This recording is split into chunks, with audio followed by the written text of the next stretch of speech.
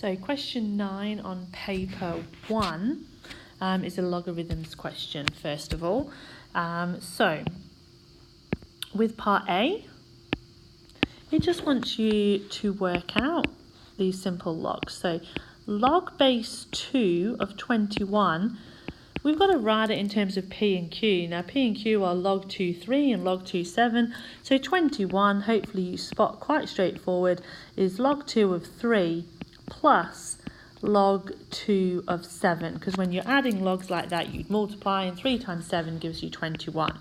So log 2, 3, that's P plus Q.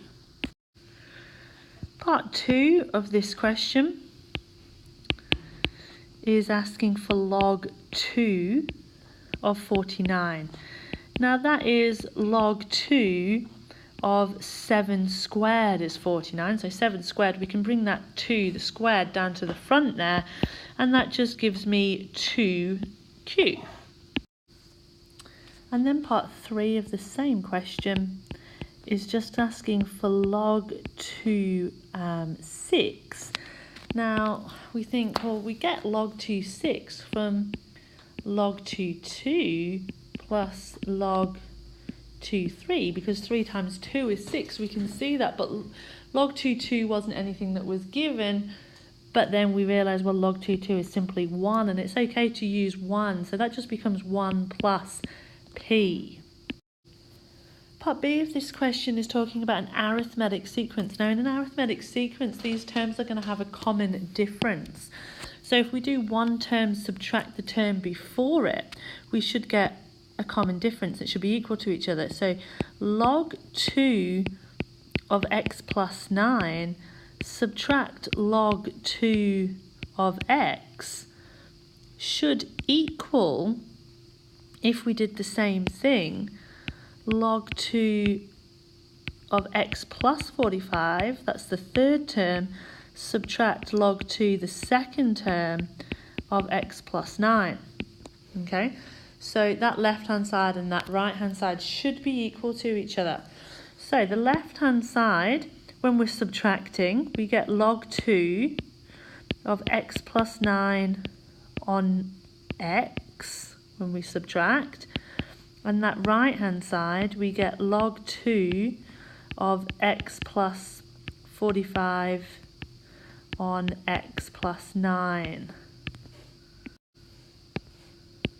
So because it's log base 2 on both sides, we can just say that the x plus 9 on x must equal the x plus 45 on x plus 9. And we just do cross multiplication here, so we get x plus 9 all squared equals x squared plus 45x.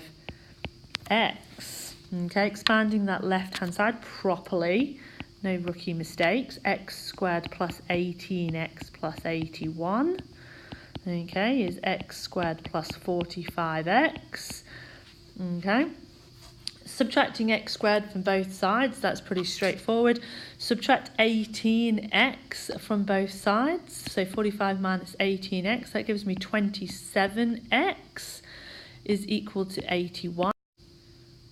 And then we do the division, we divide by 27, and we get that x is equal to 3. And part C of the question is a geometric sequence, and it's asking us to find the sum of the infinite series. So first of all, what we need to do is work out, well, what is the common ratio for this geometric sequence? So to work out the common ratio, we're going to do one term divided by its previous. So that is log 4 of x divided by log 2 of x. Okay.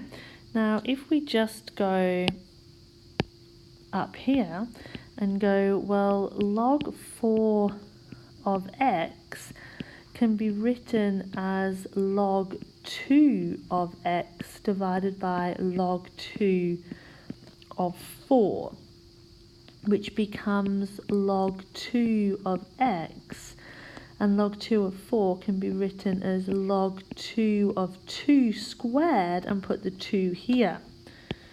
Now log 2 of 2, that goes down to be 1. So what we've got is log 2 of x on 2, okay, which is a half. Log 2 of x, and what we've got on the bottom is log 2 of x. So by changing the base, using that change of base formula, that's what I did over here on the side, I end up with log 2 of x divided by log 2 of x. So I actually get that the common ratio equals a half.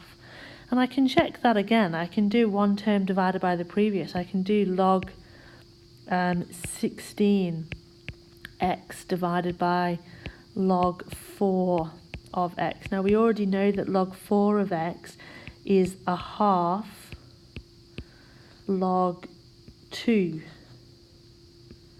of x, don't we? And log 16 of x, well, that would be, if we did it as base 2, we wouldn't need to, we could have done both of these as base 4, to be honest.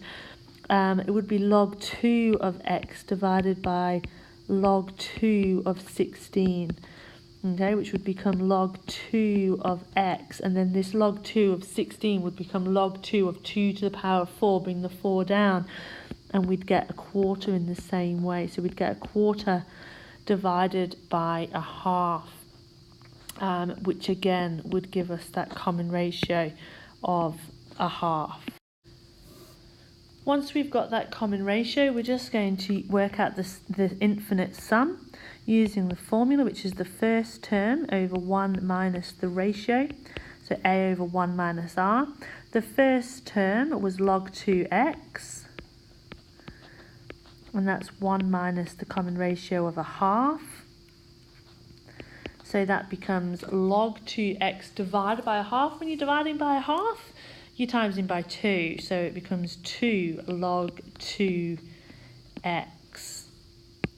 And that's our final answer for the sum of the infinite series.